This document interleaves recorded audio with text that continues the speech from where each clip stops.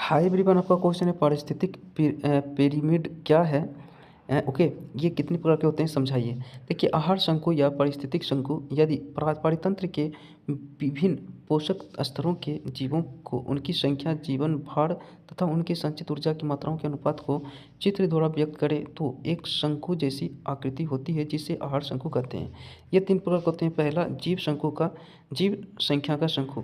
जब आहार श्रृंखला को पोषक स्तरों का शंकु पोषक स्तरों में उपस्थित जीवों की संख्या के आधार पर बनते हैं तो इसे इस जीव संख्या को शंकु कहते हैं। ठीक है।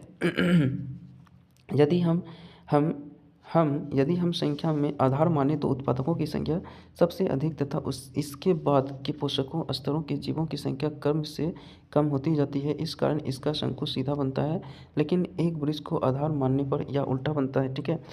दूसरा, जीव भार का शंकु। यदि किसी पारतंत्र में संख्या के स्थान पर जीवों के कुल भार के आधार पर पोषी स्तरों को देखें तो उल्टे तथा सीधे अर्थात दोनों प्रकार के शंकु बनते हैं। तीसरा शंकु, ऊर्जा का शंकु। यदि किसी पारतंत्र के विभिन्न जैविक घटकों में संचित ऊर्जा आधार मानकर शंकु का निर्माण करे तो इस ऊर्जा को शंकु कहते हैं, ऊर्जा का शंकु कहते हैं।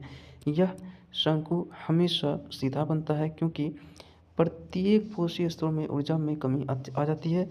तालाब के जैव भार का शंकु क्या होता है? किसी पारिस्थितिक तंत्र में जीवित कोशिका का इकाई क्षेत्र में शुष्क भार जीव भार कहलाता है। सामान्यतः उत्पादकों का भार सबसे अधिक होता है, इसके बाद भार क्रमशः कम होता जाता है। इस प्रकार जीवन भर शंकु सीधा बनता है, लेकिन तालाब पारिस्थितिक तंत्र में इसका अपवाद है, अर्थात यह उल्टा बनता है क्योंकि तालाब में शैवालों अर्थात उत्पादकों का भार सबसे कम होता है। कीटों और दूसरे सूक्ष्म जीवों का भार उत्पादों से ज़्यादा होता है। इसी प्रकार छोटी मछलियों का भार कीटों से ज़्यादा और उन पर आश्रित मछलियों का भार सबसे ज़्यादा होता है। ठीक है। So thank you.